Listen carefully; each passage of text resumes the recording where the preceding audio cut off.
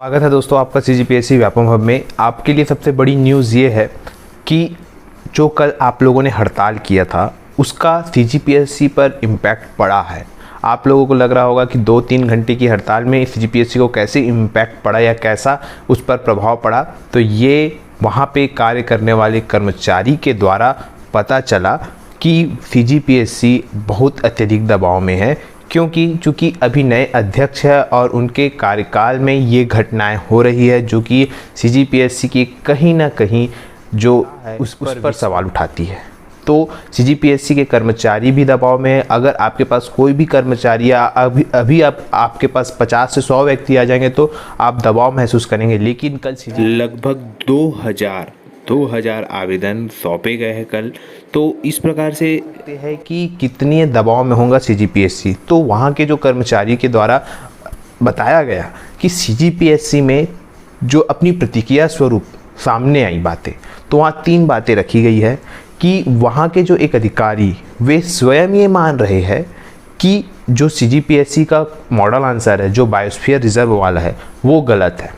अगर हमने पूछा कि दक्षिण पश्चिम मानसून वाला, तो उन्होंने स्पष्ट कहा कि विशेषज्ञों की टीम ने कहीं विशेष रूप से इसे बताया है कि दक्षिण पश्चिम मानसून जो है वो गलत है, दक्षिण पूर्व ही आएगा, ऐसा करके विशेषज्ञों ने उनको क्लियरली बताया है विथ तथ्य के साथ, साक्ष्य के साथ। तो हमने कहा कि साक्ष्य बताइए, पर उन्होंने साक्ष्य नहीं बताया।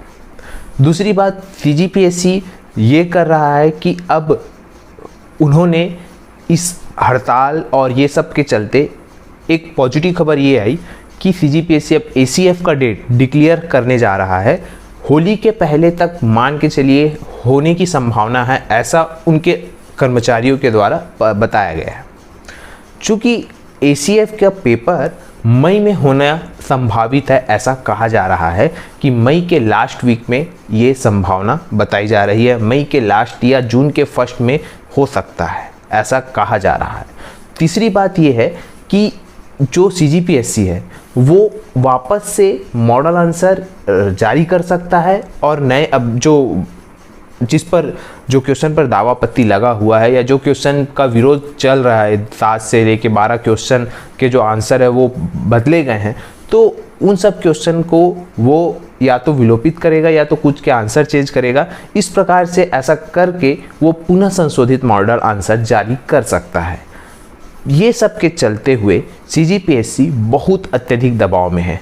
आप लोगों का ये जो हड़ताल है, हमारा जो ये हड़ताल है, एक बोल सकते हैं कि हमने एक सही मार्ग चुना और जिससे कि CGPSC दबाव में आया और उससे ये जो प्रतिक्रिया है वो बाहर निकल के आई।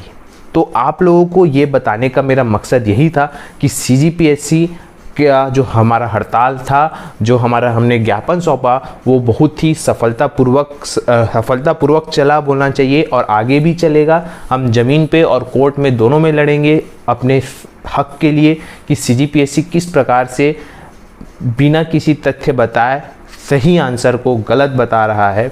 तो इस प्रकार से मेरा यही था कि आप लोगों को CGPSC क्या प्रतिक्रिया दे रहा है, ये मेरा मकसद था बताना।